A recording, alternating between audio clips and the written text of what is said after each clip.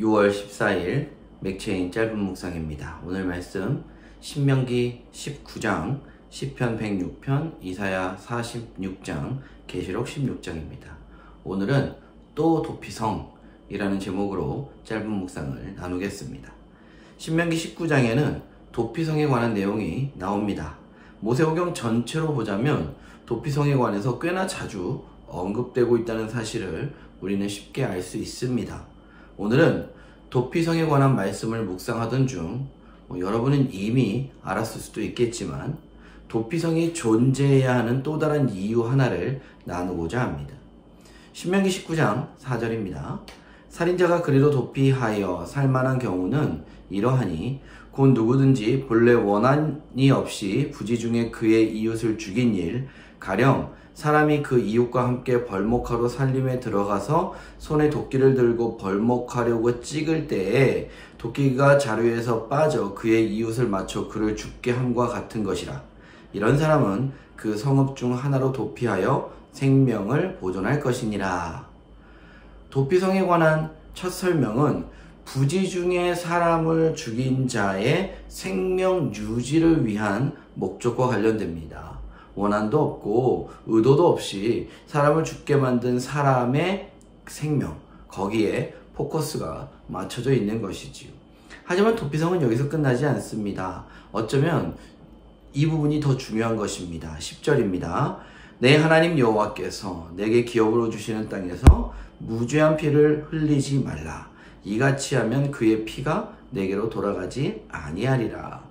여기서 말하는 무죄한 피는 누구의 피입니까? 바로 부지 중에 사람을 죽게 만든 사람을 보복하는 마음으로 죽였을 때 흘려지는 피입니다.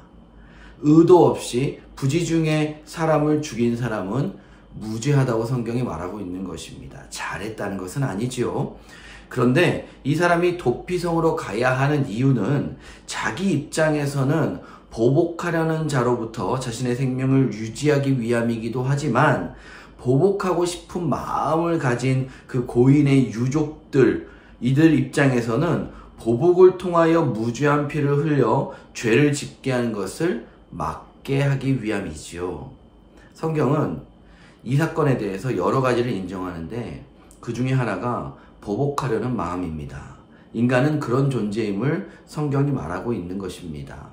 저 사람이야 무죄하다 하지만 우리 입장에서는 너무나 억울한 일이 아닙니까? 그 억울함으로 인해서 보복하고 싶어지고 그 마음이 커져서 그 사람이 내 눈앞에 자꾸 얼씬거리면 언제라도 살인을 저지를 수 있게 되는 것입니다.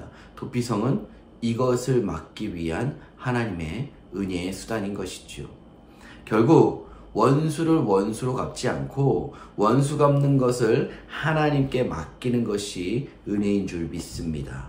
용서는 남을 위해 하는 것이 아닙니다. 내가 용서를 하든 말든 상대방은 별로 신경도 쓰지 않습니다. 용서는 나를 위해 하는 것입니다. 그래야 내가 주님 주시는 화평을 누릴 수 있기 때문입니다. 나는 용서하고 하나님은 원수를 갚으십니다. 이것이 성경입니다.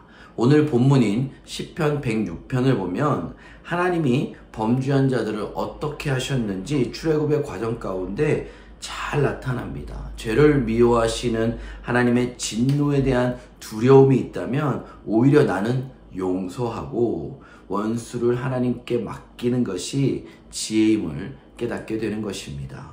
어떤 이유에서든지 내 인생에서 도피성으로 피한 사람들을 끝까지 찾아내서 보복하려 하지 말고 결과는 하나님께 맡기고 나는 주권자 하나님을 찬양하며 오늘도 기쁨과 화평 가운데 살아갈 수 있기를 주님의 이름으로 축복드립니다.